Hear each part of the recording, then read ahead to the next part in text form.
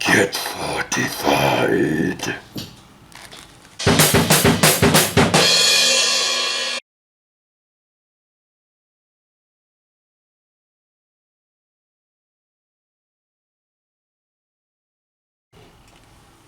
Welcome to the latest episode of Fortified with Gord Fortin. I am, in fact, Gord Fortin. In this episode, I want to dissect the election and the divided nature of Canadian politics. This is something that has been weighing heavily on me, and I feel the need to say something. Now, I don't really care if you agree with me or if you disagree. This is the election results the way I see them. You don't have to agree. It's okay if you don't. That's the beauty of free speech. Someone can say what they're thinking, and you're free to call me an idiot over it. Anyways, thank you for watching this episode, as well as the previous one and all others. Remember, if you want to advertise on the show, or if you're interested in maybe sponsoring it, you could do so. We could set something up if you email me at gord.f.forte@gmail.com. That is gord.f.fortin@gmail.com. Right now, I'm saving up to get a hosting service for the audio, so hopefully this can be done before the end of the year, but we'll see how that goes. But regardless, the podcast will continue to be on the Fortified with Gord Fortin YouTube channel, as well as the BitChute channel. Individual segments will be uploaded later, usually on Mondays, Wednesdays, and Fridays on the Gord Fortin YouTube channel. So now with all that out of the way, we can now dive right into the hot takes of the election. So let's get right to it.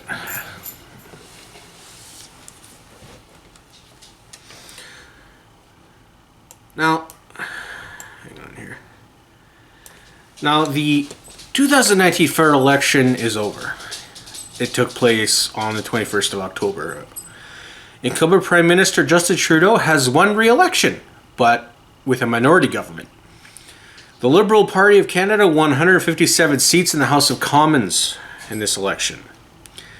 This is a loss of 27 seats. It had won 184 seats in 2015 and had 117 at the dissolution of Parliament. The Conservative Party of Canada remains the official opposition. It won 121 seats in 2015. It won 121 seats in this election. Now, this is up from the 99 seats it won in 2015. And it also had 95 seats at dissolution. The Bloc Québécois is now the third biggest party in Parliament. It regained official party status this election with a victory of 32 seats. It had only won 10 seats in 2015, which is not enough to secure official party status. The Bloc did not have official party status since 2011. The New Democratic Party is reporting a 20-seat loss. It has only elected 24 MPs. The party had 44 seats, won 44 seats in the 2015 election, and had 39 at dissolution.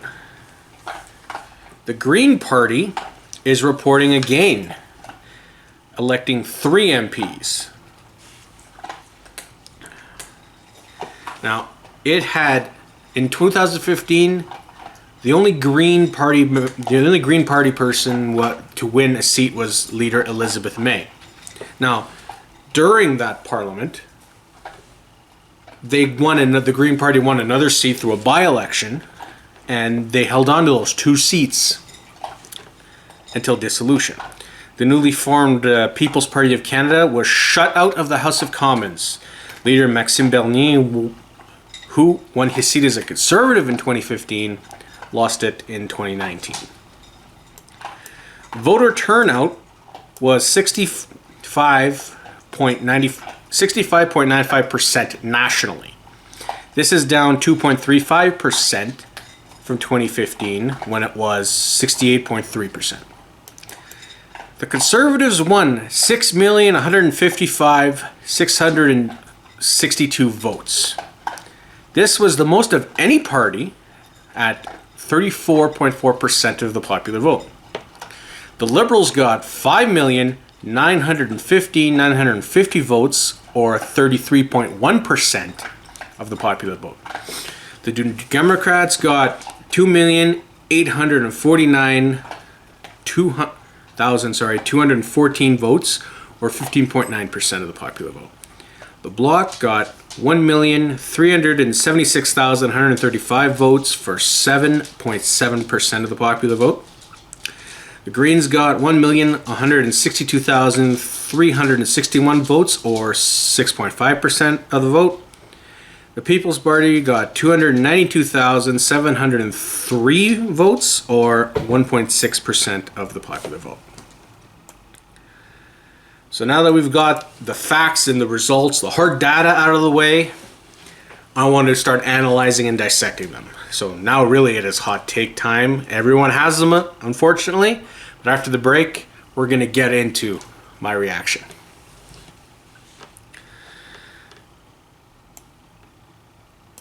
First off, I just want to say one thing. I don't care who you voted for. I will not call you an idiot based on who you voted for. I may disagree with your choice, you may disagree with mine. But we are both free to make those choices. I find too many people are attacking one another over who they choose to vote for. It's embarrassing. But that said, I think we need to talk about what we are doing as a people. I think this is needed based on what I've been seeing on social media and just talking with people in real life. One observation I have to make is Canadians are constantly saying that they do not like attack ads. They go on and on and on about it. Personally, I don't like them either. I see them as an unwelcome, just another unwelcome influence of US politics into Canada. The problem is everyone just ends up repeating the insanity they hear in the attack ads. I've been guilty of it, and if you're honest with yourself, you probably have been too. And, well, realistically, anybody who's honest should be able to admit that. Realistically, the left ate up every smear attack on Conservative leader Andrew Scheer. They ate up that clip from around a decade ago of him talking about same-sex marriage in Parliament. The right ate up every attack on incumbent Prime Minister and Liberal leader Justin Trudeau. They ate up every new development in the blackface scandal. Every time something new was uncovered. To me, at least, there was very little given to the truth of any of these attacks in attack ads. Now, I know what you're all thinking, because I've heard politicians say that, pointing out the shortcomings of the other guy or their record is not an attack. Now, I may have granted people that point, but they never use the attack to springboard into what the individual candidate will do differently. They never do that. It is always, the message always ends up being essentially, vote for us because the other guy sucks. Nothing is ever given on what the party in question, that is running the attack ad, or candidate will do any differently than the subject of the ad.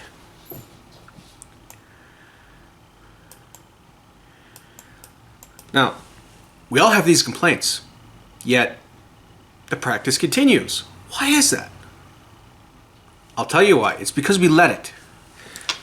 Party supporters will continue to donate and support these parties despite abysmal behavior or conduct. Now, another reason I find very troubling on this is way too many people fall into this mentality of, it's okay when my side does it. They'll criticize the other side ad nauseum, but are all too willing to forgive their side for the same behavior. Neither side is innocent, despite the supporters' claims. I find we don't have principles anymore.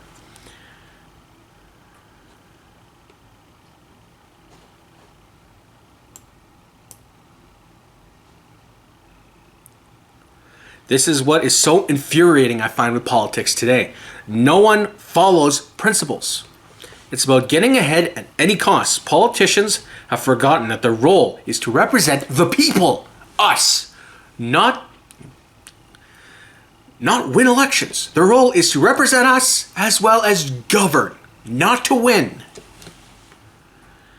The electorate also has forgotten some things too. The electorate has forgotten that we have to keep politicians accountable. We shouldn't be rewarding bad behavior. I also think that people have forgotten an important principle, a very important one. You do not owe your vote to anybody. Candidates and their leaders have to come to you personally and earn your vote. Now, of course, I'm not meaning they have to come directly to your door to win over your vote. They have to present policies and whatnot that help you. They have to try to earn your vote. If they haven't earned your vote, you do not owe them it. So I don't blame anyone who chose not to vote. Since candidates rarely come to try to earn it, I say this because Scheer just wanted to dunk on Trudeau. Trudeau just wanted to dunk on Scheer or Doug Ford. And the other parties had realistically no hope of forming government. Neither Trudeau nor Scheer are innocent, and I'm fed up with their supporters acting like their side are angels and the other side is just the devil. And I find liberals, conservatives, New Democrats, everybody is guilty of this. It's infuriating.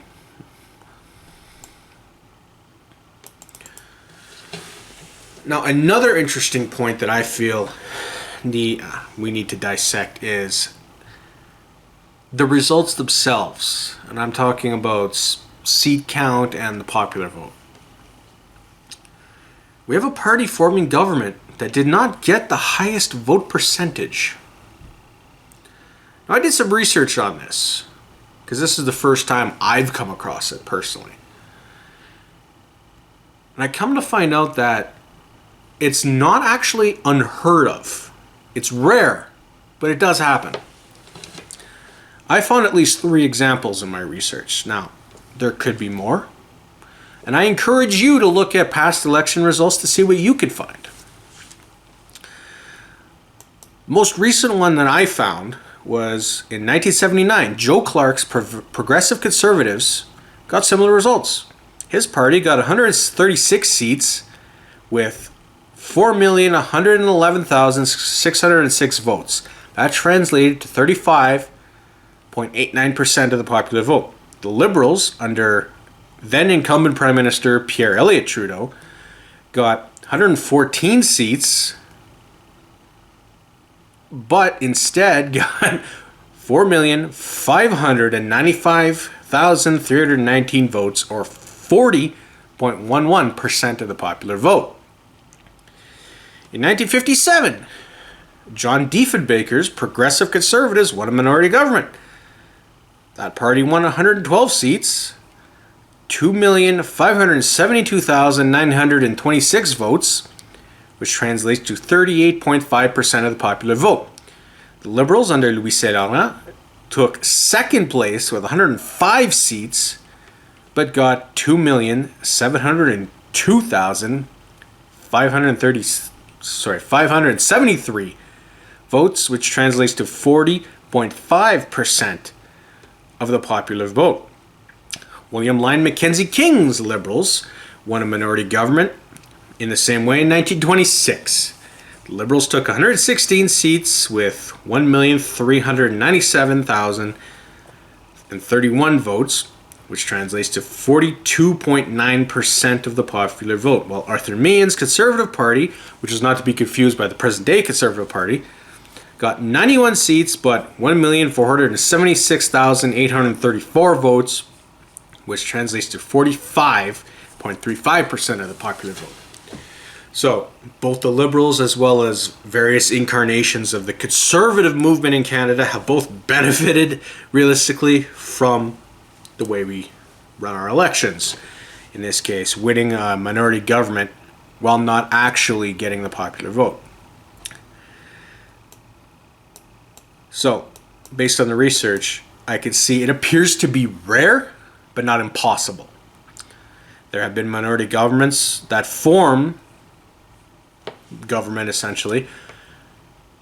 However, they do get the biggest portion of the popular vote.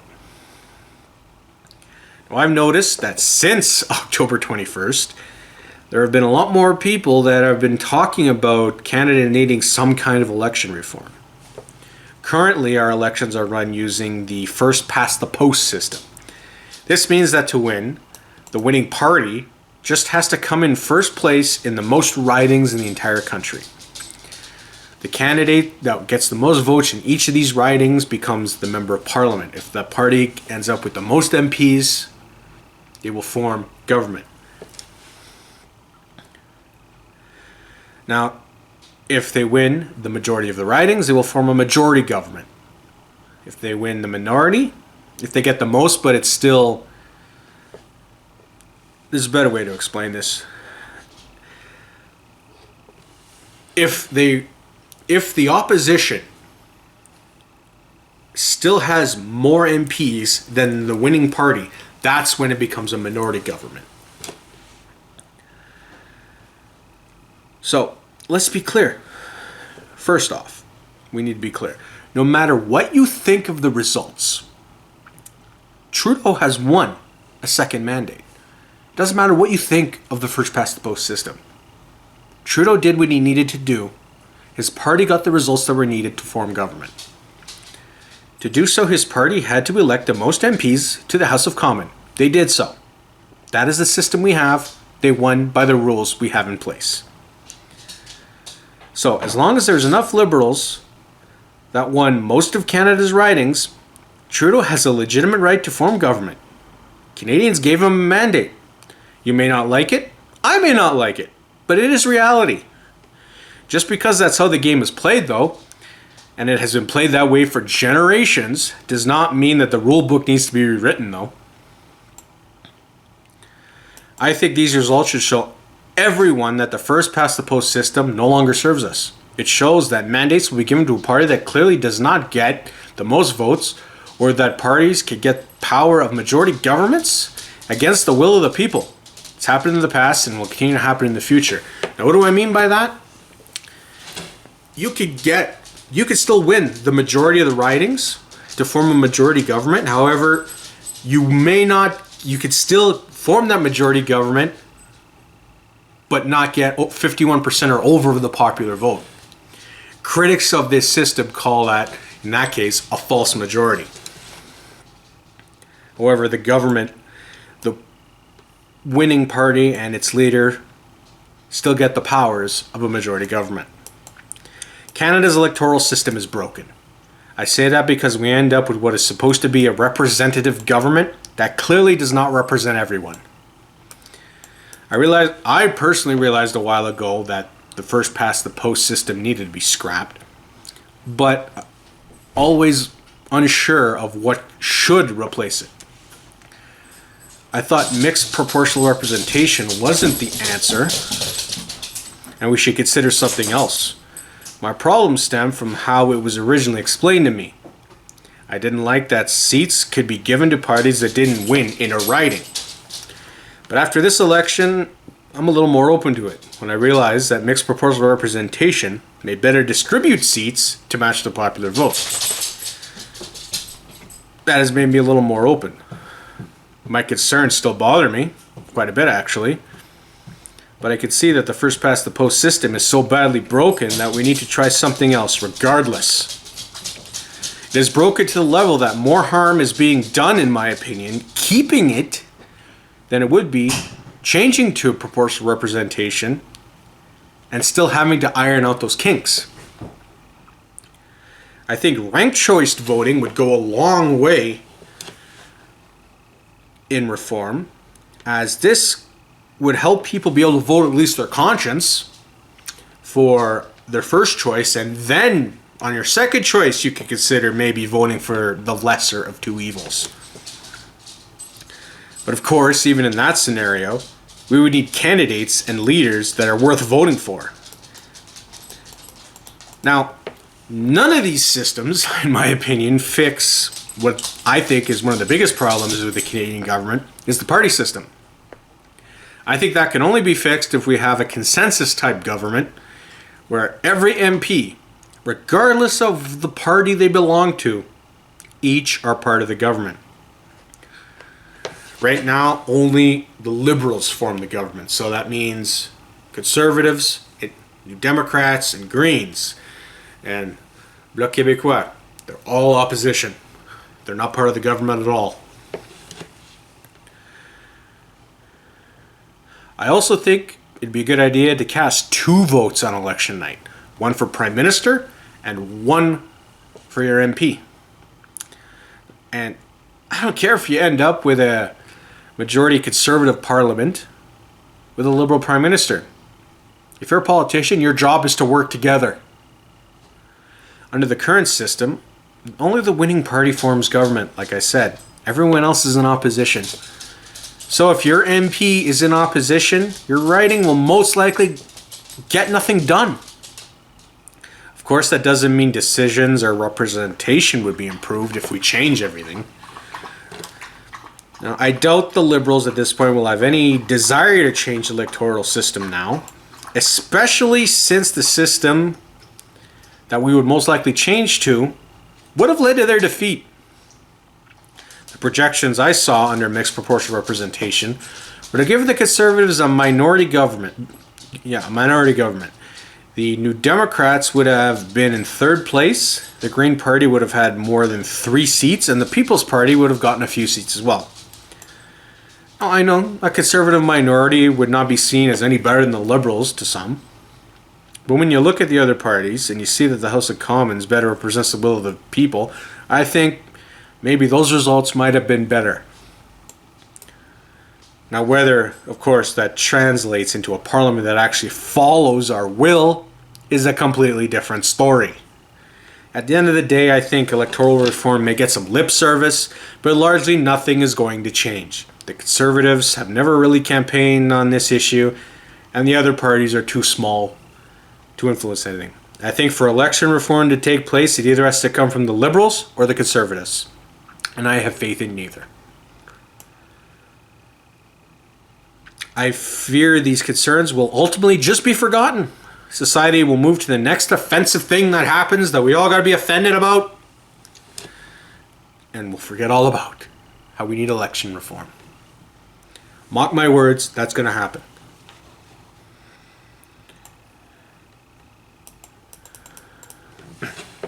Now, another thing that I find these results, or this election in general, has shown is there are parts of Canada that do not approve of the previous government and don't feel included. Alberta and Saskatchewan sent this clear message to Ottawa. The Conservatives clean swept Saskatchewan, and the Liberals were completely shut out of Alberta. Now, I've seen plenty of posts on social media that make it sound like there are separatist sentiments in the area, and I'm kind of sensing a theme here. The Bloc Québécois results show that Quebec is not happy with the Liberals, Conservatives, and the New Democrats. It shows that the province has not abandoned sovereignty. Now, I don't care if the Bloc leader, Yves-François Blanchet, said the party is not campaigning on having another referendum or pushing for sovereignty. Quebec independence is the biggest part of the party's platform. It's the whole reason that party exists in the first place. At the very least, it is a Quebec nationalist party, so don't tell me that separation or nationalism movement is dead in that province. For the Bloc to be resurrected, there has to be renewed interest in, at the very least, Quebec nationalism or full-blown independence, period. Now, whether that materializes into something is a completely different story. Now, of Quebec's 78 federal ridings, 35 went Liberal. The Liberals got the most seats in Quebec. However, 32 went to the Bloc, the Conservatives won 10, and one went to the New Democrats. This is why I conclude that the majority of Quebecers do not approve of Trudeau, but could not decide where to focus opposition. Now, going back to the West, I'm not surprised in the results in the slightest. Trudeau, whether you want to accept this or not, has done little to help Alberta or Saskatchewan with their industries. His government will help prop up Quebec companies like Bombardier or SNC-Lavalin. Well, they are in trouble. But when the Prairie's energy sector falls on hard times, there's no assistance at all. This can raise the question if federal help is even warranted in the case of the Quebec companies or the Prairie energy sector. But realistically, if you're going to help companies in one province, you got to do it for everyone else.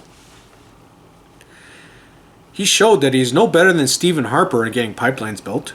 He promised he would have a different approach, and Trudeau still wasn't able to get it built. To the West, realistically, he fawns over child climate activists and doesn't defend the energy sector.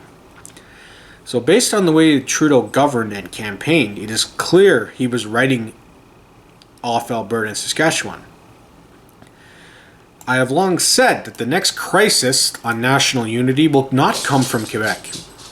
It will come from the West. One province or a block of them will eventually be fed up of being ignored and neglected and will want to go at it alone or seek their fortunes elsewhere.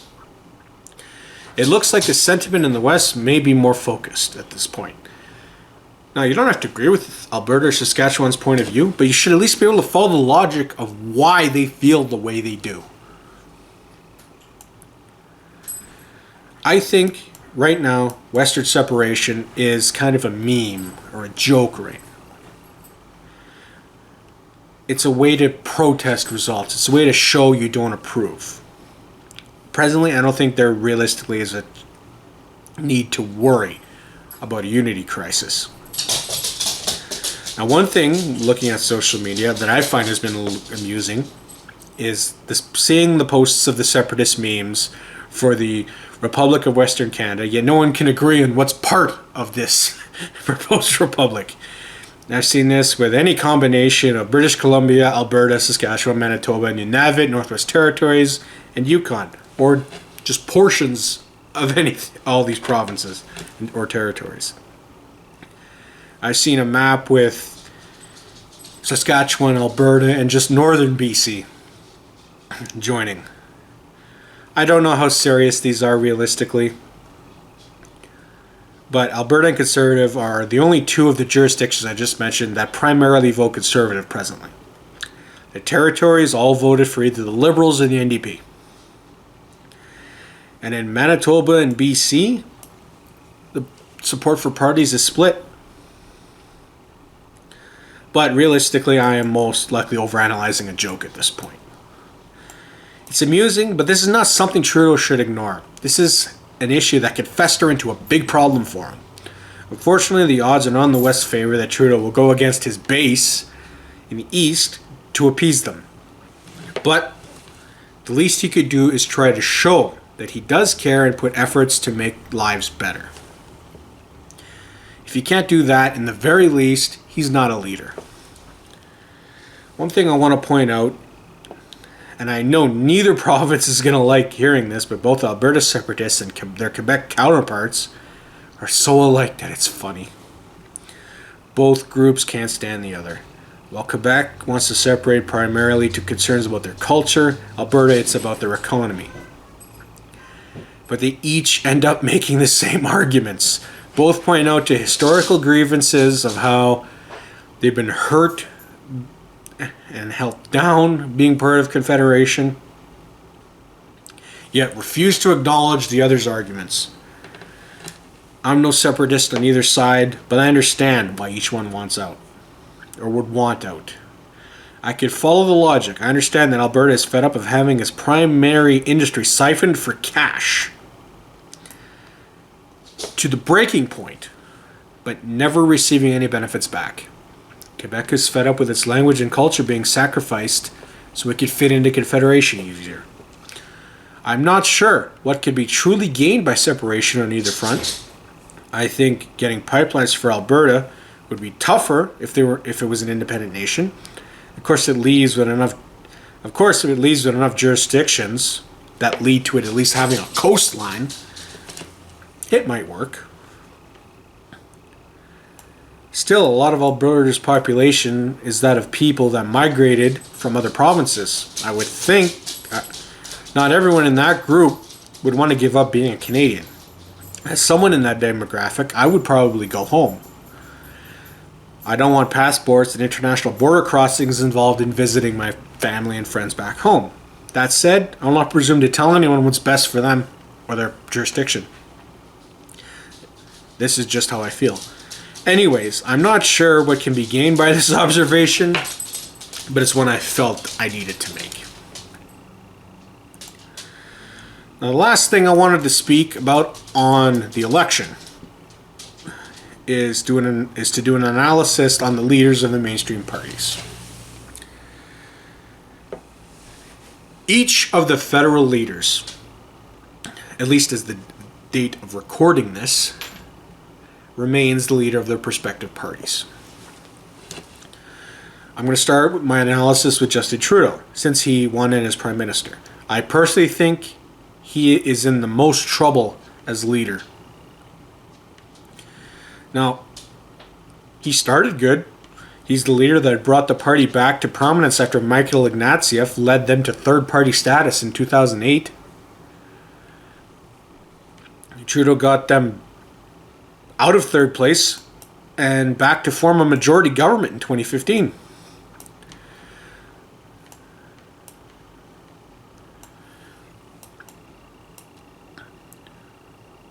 I believe I made a mistake there. Michael Ignatieff might have been 2011. But regardless, I know Trudeau took the party from the horrendous results of going to third place.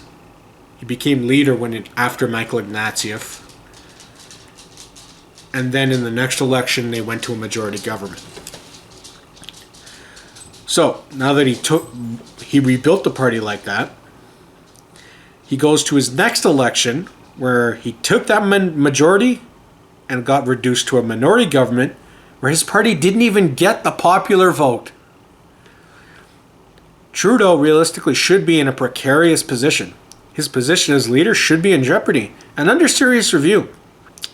If I was some kind of liberal strategist or high-ranking official in the party, I would not be excited to go into the next election, whenever it is, with Trudeau as leader based on the current results. Now, of course, this could change depending on how he handles himself during the minority government.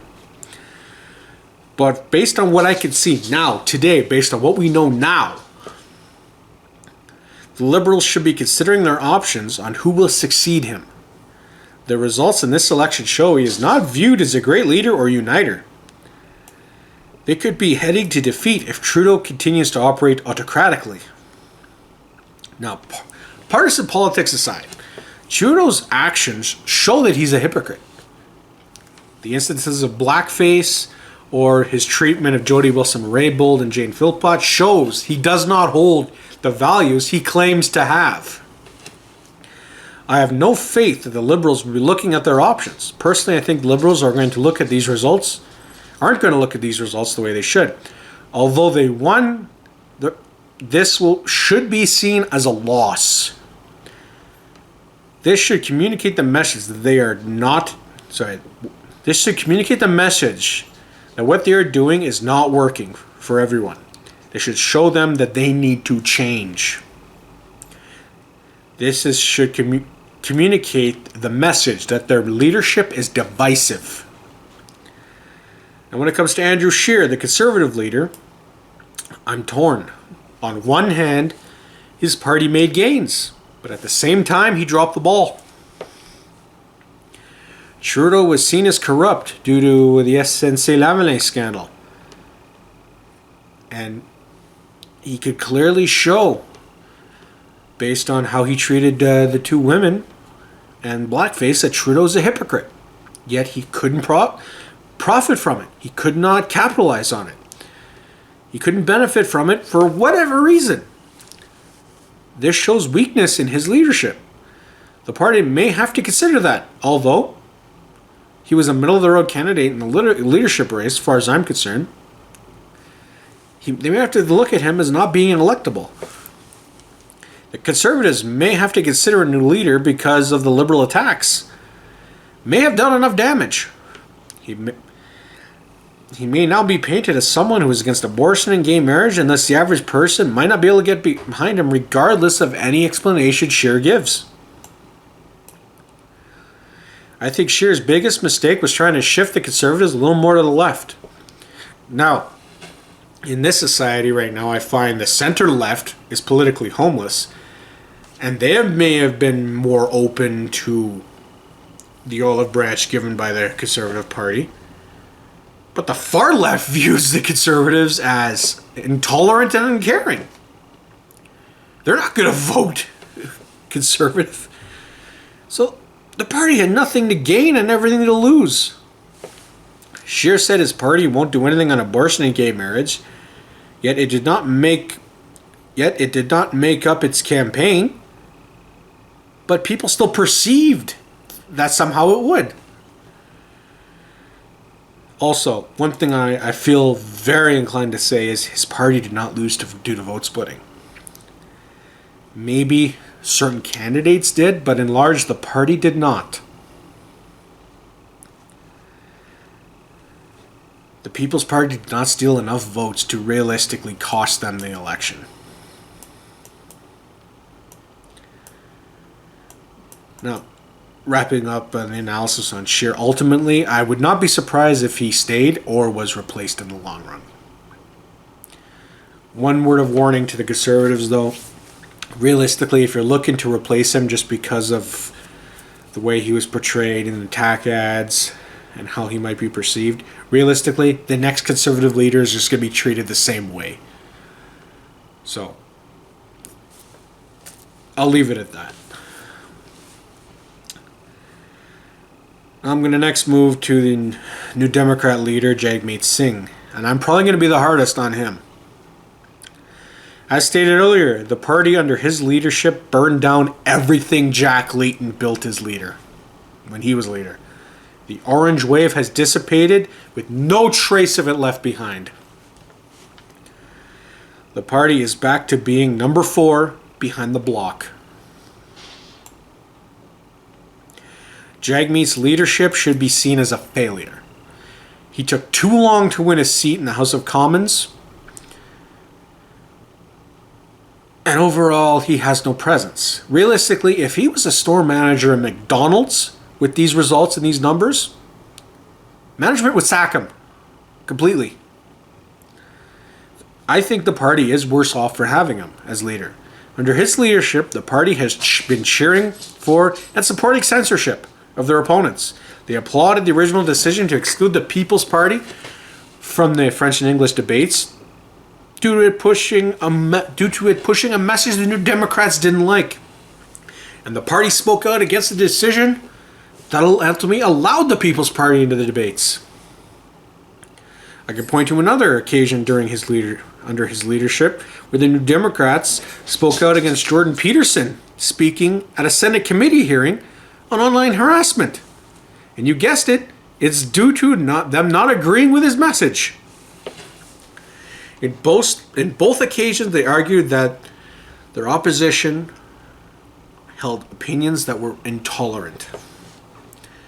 This is unacceptable of a party at the level of the New Democrats. In Canada, there's the big 3, the Liberals, the Conservatives, and the New Democrats. This shows that they have nothing to add to the conversations and will result in name-calling to try to win. Now, Jagmeet himself may not be responsible for this, but this happened under his watch. As leader, he has to take responsibility for this nonsense and should be booted out because of it, along with whoever else is coming up with the strategy for this party. Why would I or anyone else vote New Democrat when I know we all have some opinion that that party feels should be censored just because we disagree? Ultimately, I have no faith that the Democrats will consider this. They will just probably view my criticism an attack on Sin's race or religious practices, which is not the case at all. Race, ethnicity, religion, or any other unalienable characteristics does not make a good leader. Actions and policies do. Now we're going to move on to the Bloc leader, Yves-François Blanchet. He took his party from irrelevance back to third place. I think his job's secure. I don't have much else to say. Elizabeth May, I think, will continue to be the Green Party leader. Her position will likely be secure. That is still a small party and has a lot more baby steps to make before it can become a political force. But I doubt they will oust her, even though she's been the leader for quite a while. Maxime Bernier and the People's Party have the most uncertain future. Its failure to get anyone elected, including its leader, may result in the party breaking up or it may galvanize them to work even harder next time. This is up in the air and realistically could go either way. But if you look at the party's social media, I think it will keep going. That said, there's still a lot it has to do to get elected and become a force in Canadian politics. Overall, I think the leaders of the big three parties are the ones that are in the most jeopardy of being replaced. But I honestly doubt that the left-wing leaders will be. Alright, well, that was episode 4 of Fortified with Gord Fortin. But before we sign off, there's an announcement I want to make. This centers on another business venture of mine. I'm also an aspiring author with my first book almost being ready for print. I'm looking to self-publish it. It's about a concept that I've spent the last 11 years of my life refining and molding into something that I'm extremely proud of and feel it's now time to release to the world. The book is called Scarlet Death and the Son Who Shouldn't Be King. The word king in the title is a reference to a family business or a family empire of kinds. The book itself is a blend of various genres like crime, paranormal, and has some superhero elements to it.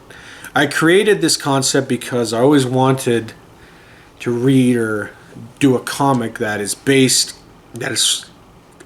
comic or style of comic that is focused on characters that would traditionally be villains. And I'm not talking anti-heroes. I mean villains. The book centers on a couple that has recently taken over a crime family in the Canadian underworld. This family's influence, unfortunately, is in decline. Rebuilding that influence is the central conflict of the story. Rival gangs and older family members stand in the way of the rebuilding. Scarlet Death is a reference to the female lead Scarlett O'Connell, and The Son Who Shouldn't Be King is a reference to the male lead Isaac McFlanagan, who was never supposed to take over the family business. The book has gone through its last round of editing on my part, and I'm now looking for the publisher. I want you to check my social media for updates on this podcast as well as my book. I want to thank you for watching this episode on whatever platform you're consuming it on. Remember to follow me on Facebook, Twitter, and Minds under Gord F. Forte. I appreciate it. Until next time, thanks for watching.